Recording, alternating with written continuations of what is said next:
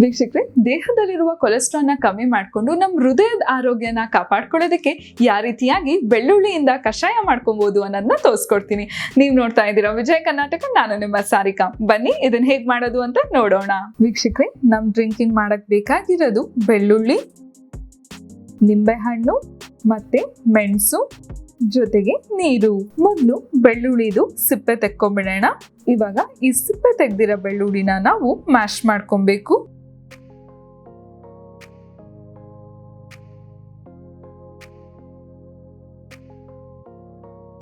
ಬೆಳ್ಳುಳ್ಳಿಲಿ antiseptic, anti bacterial, anti fungal property ಹೆಚ್ಚಾಗಿ ಇದೆ.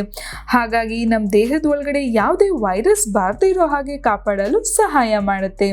ಅದಷ್ಟೇ ಅಲ್ಲದೆ ದೇಹದಲ್ಲಿ ಏನೇ ಇನ್ಫೆಕ್ಷನ್ನು ಬಾರದೇ ಇರಾಗೂ ಕೂಡ ಕಾಪಾಡುತ್ತೆ. ಕಪ್ಪು ಮೆಣಸಿನ ಕಾಳನ್ನ ಪುಡಿ ಮಾಡ್ಕೊಳ್ಳೋಣ. ಕಪ್ಪು ಮೆಣಸಲ್ಲಿ ಆಂಟಿ ಬ್ಯಾಕ್ಟೀರಿಯಲು, ಆಂಟಿ ಫಂಗಲ್ ಪ್ರಾಪರ್ಟಿ ಹೆಚ್ಚಾಗಿ ಇದೆ. ಹಾಗಾಗಿ ನಮ್ಗೇನಾದ್ರೂ ಸಣ್ಣ ಪುಟ್ಟ ಡಿಸ್ಕಂಫರ್ಟ್ ಆಗಿದ್ರೆ ಅದನ್ನ ಗುಣಪಡಿಸೋದಕ್ಕೆ ಸಹಾಯ ಮಾಡುತ್ತೆ. ಅದಷ್ಟೇ ಅಲ್ಲದೆ ಮೆದುಳಿನ ಚಟುವಟಿಕೆ ಸುಲಭವಾಗಿ ಆಗಲು ಸಹಾಯ ಮಾಡುತ್ತೆ. ಕೊಲೆಸ್ಟ್ರಾಲ್ನ ಕಮ್ಮಿ ಮಾಡುತ್ತೆ. ಹೃದಯದ ಆರೋಗ್ಯನೂ ಕೂಡ ಕಾಪಾಡುತ್ತೆ. ಪುಡಿ ಆಗಿದ್ನೆಲ್ಲ ಒಂದ್ ಬೌಲಿಗೆ ಹಾಕೊಳ್ಳೋಣ. ನಮಗೆ ಒಂದ್ ಅರ್ಧ ಇಂದ 1 ಸ್ಪೂನ್ ಅಷ್ಟು ಇದ್ರೆ ಸಾಕು.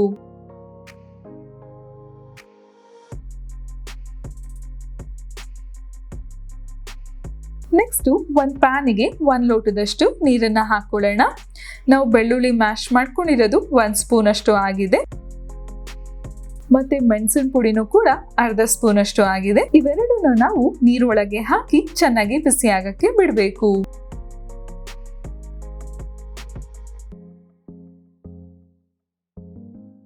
ನೀರು ಚೆನ್ನಾಗಿ ಬಿಸಿ ಆಗ್ತಿರ್ಬೇಕಾದಾಗ ಸಣ್ಣ ಉರಿ ಮಾಡ್ಕೊಂಡ್ಬಿಡಿ. ಅವಾಗ ಸ್ವಲ್ಪ ಜಾಸ್ತಿ ಬಿಸಿ ಆಗ್ಲಿ. ನಮ್ಗೆ 3/4 ಲೋಟದಷ್ಟು ನೀರು ಬೇಕು. ಹಾಗಾಗಿ ಈ ರೀತಿ ಚೆನ್ನಾಗಿ ಬಿಸಿ ಮಾಡ್ಕೊಳ್ಳೋಣ. ನೋಡಿ, ಚೆನ್ನಾಗಿ ಬಿಸಿ ಆಗ್ತಿದೆ. ಇವಾಗ ಸ್ಟವ್ನ ಆಫ್ ಮಾಡ್ಬಿಟ್ಟು 1 ಲೋಟಕ್ಕೆ ಶೋಧಿಸ್ಕೊಳ್ಳೋಣ.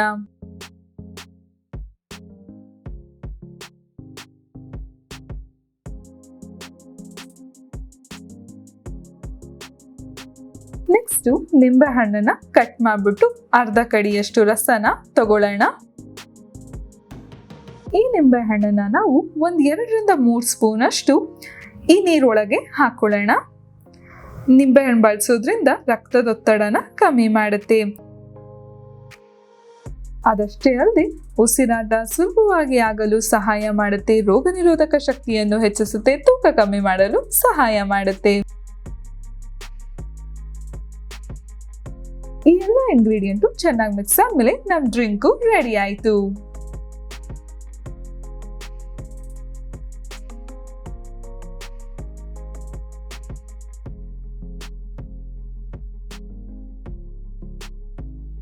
ವೀಕ್ಷಕರೇ, ಈ ಡ್ರಿಂಕ್ನ ಅಕಸ್ಮಾತ್ ನಿಮ್ಗೆ ಏನಾದ್ರು ಡೈಜೆಷನ್ ಸರಿ ಆಗಿಲ್ಲ, ಏನೋ ಹೊಟ್ಟೆ ಉಬ್ರಿಕೆ ಎಂದಾಗ್ಲೂ ನೀವು ಮಾಡಿ ಕುಡಿಬಹುದು. ವೀಕ್ಷಕರೇ, ಈ ಡ್ರಿಂಕು ಮೆದುಳಿನ ಚಟುವಟಿಕೆಯನ್ನು ಸುಲಭವಾಗಿ ಆಗಲು ಮತ್ತೆ ಚೆನ್ನಾಗಾಗಲು ಸಹಾಯ ಮಾಡುತ್ತೆ. ನೆನಪಿನ ಶಕ್ತಿಯನ್ನು ಕೂಡ ಹೆಚ್ಚುತ್ತೆ. ರೋಗ ನಿರೋಧಕ ಶಕ್ತಿಯನ್ನು ಕೂಡ ಹೆಚ್ಚುತ್ತೆ. ಸೊ ಈ ಡ್ರಿಂಕ್ನ ದಿನಕ್ಕೆ 1 ಗ್ಲಾಸ್ ಅಷ್ಟು ನಿಮ್ಗೆ ಯಾವಾಗ ಬೇಕು ಆವಾಗ ಕುಡಿಬಹುದು. ನಾನು ನಿಮ್ಗೆ ಮುಂದಿನ ಸಂಚಿಕೆಯಲ್ಲಿ ಇನ್ನೊಂದು ನೈಸರ್ಗಿಕವಾದ ಟಿಪ್ಸ್ ನ ತಿಳಿಸ್ಕೊಡ್ತೀನಿ. ಈ ವಿಡಿಯೋ ಇಷ್ಟ ಆದಲ್ಲಿ ಲೈಕ್ ಮಾಡಿ, ಕಮೆಂಟ್ ಮಾಡಿ. ಮತ್ತೆ ಇನ್ನು ಯಾರೆಲ್ಲ ವಿಜಯ ಕರ್ನಾಟಕ ಡಿಜಿಟಲ್ ಪ್ಲಾಟ್ಫಾರ್ಮ್ ನ ಫಾಲೋ ಮಾಡ್ತೀವೋ ಫಾಲೋ ಮಾಡೋದಕ್ಕೆ ಮರಿಬೇಡಿ. ನೆಕ್ಸ್ಟ್ ಎಪಿಸೋಡ್ ಅಲ್ಲಿ ಸಿಗೋಣ. ಅಲ್ಲಿವರೆಗೂ ಟೇಕ್ ಕೇರ್. ಬಾಯ್.